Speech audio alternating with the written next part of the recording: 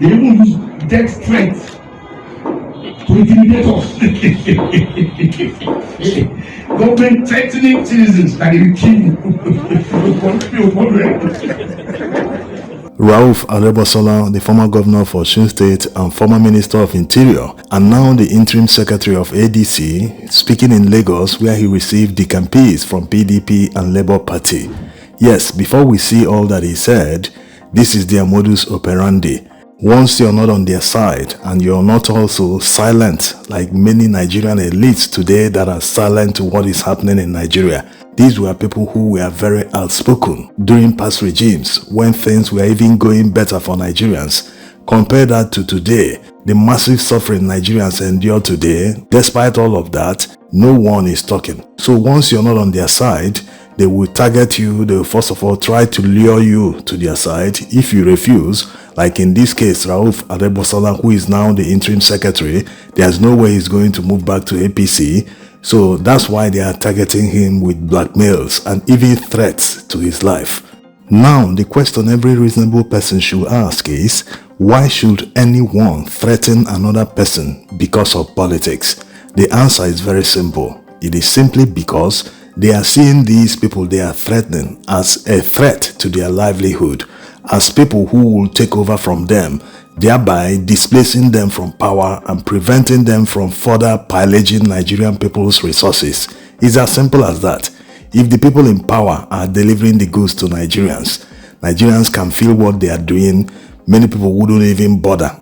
They themselves in power wouldn't even bother about the opposition because their works should do the campaigning for them. They don't even need to campaign much. Yes, Nigerians are very nice people. If they can experience what you are doing, they will be the one campaigning for you. Yes, without effort. So these are very simple. And they are not even ashamed of it. They are now admitting it openly that they pay people to defend them on the internet, on social media, everywhere. How do you justify paying people to defend you? Do you need to defend good deeds? It doesn't make any sense. How do they make a budget to pay people to defend them? What is there to defend? The ultimate defense is to do all the right things so that no one can even criticize you negatively. It's as simple as that. If you are listening to the people and learning what they want and doing exactly what they want, you wouldn't need anyone to defend you. Here is Biodun Oyebanji, the governor of Ekiti State, making it clear that they pay people to defend the government. We need to seize the social media space. It's not that they are winning the battle, but some of even my political appointees, because they are eating from both sides, they cannot even come out and defend the government. I'm telling you, very few of them, they will be on platform where they are attacking us and they will keep mute. They won't be able to talk and they are collecting salaries every month. Listen, please. I'm marking them one by one. I'm not going to talk now, but be rest assured, both those of you that are on platform where they're dragging us and you kept quiet and we are collecting money from this administration, we will come back to you at the appropriate time. Even if he means the people directly employed by the government, it's still the same thing. The fact that he is emphasizing on defending the government means spreading narratives. If people complain in your state about bad roads, for instance, it's a simple answer. If you have good intentions, like they say, clear conscience fears no accusation. If you know you have clear conscience, you don't have anything to fear. If they complain about a bad road, the answer is just, hey, it's a gradual process. You people can see the ones we are building. We are starting here, we are coming here, we are going there. People will reason and understand with you. But when you are not doing anything at all and you're just focusing on taxes, on the other hand, people can see that you are being wasteful. For instance, look at the convoy of the First Lady in Lagos, about 100 cars, while the husband is abroad, flying around the world. He has visited about 3 or 4 countries. So all these are completely unnecessary. Why wouldn't citizens drag you on social media? So if you don't want people to drag you on social media, despite the fact that you are doing things that make people to drag you, Then do all the right things. It's as simple as ABC. You cannot eat your cake and have it. The money involved is not your personal money. It's not the money of the governor or the president or whoever. It is people's money. They have a right to criticize and question you. Why are you spending money here when we don't have roads, we don't have water, we don't have this, we don't have that?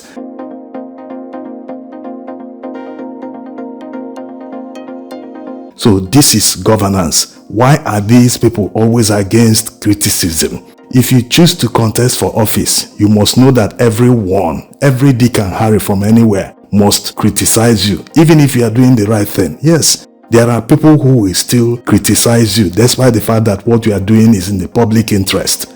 So you should be ready for that. Once you are not stealing money, once you are not corrupt, once you are not doing backhandlings, why should you be worried about people dragging you? Just like all the people that leave comments in their wildest dreams, they want what they dream about P2B or other politicians to be reality. They lie when they leave comments thinking that it's going to stick. No, people see all this, but they still know the truth. It cannot change the reality. The reality remains that if this person, whether P2B or any other politician, is not corrupt, you're lying and saying that they are corrupt doesn't change anything. Yes. And other politicians that are corrupt, we know their history, we know what they've done in the past. Some of them have criminal records. Whether you deny it or not, still doesn't change the fact. Yes, just like the Presidential Election Tribunal judgment. You see that the judges avoided most of the evidence. They didn't just want to delve into it because the evidence is real. Whatever they decide cannot change the evidence. Evidence was obtained by another court in another country. So you see the facts. If you decide that black is white, it ends in your court. It doesn't necessarily mean that that black has become white automatically. No, it is still black. So this is the reality. Now, let's see the rest of what he said. One of our leaders in the said that tell no lies, claim no easy victory. It will be a long and tough journey, but I see victory at the end of it. However, you have taken the first step in the right direction. I promise you all, we'll be part of this process. As you can see, APC is demonstrating the Samson complex by trying to pull down the nation on his head as his last act of political savagery. Nigeria is bleeding and people are groaning. The Davis government is feasting. That's the Samson complex. Nigeria is bleeding, people are growing, but Davis government is what? Feasting. The question on everyone's lips is whether Nigeria will survive the 4 years of this administration. That's the question. Inshallah, Nigeria will survive. All across the nation, the spectre of insecurity looms large as sundry criminals lay siege on the people, making economic and social activities nearly impossible. As people now live in mortal fear of threats to their life and property. They even use death threats to intimidate us. Government threatening citizens that they will kill you.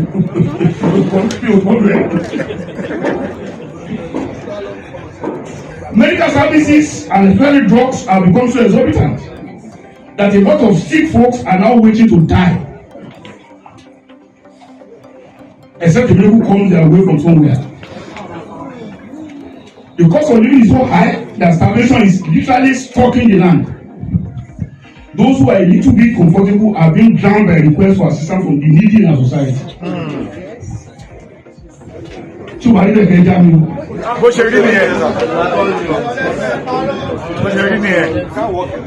have the lessons of history to learn, and we must take it. We must not take it for granted.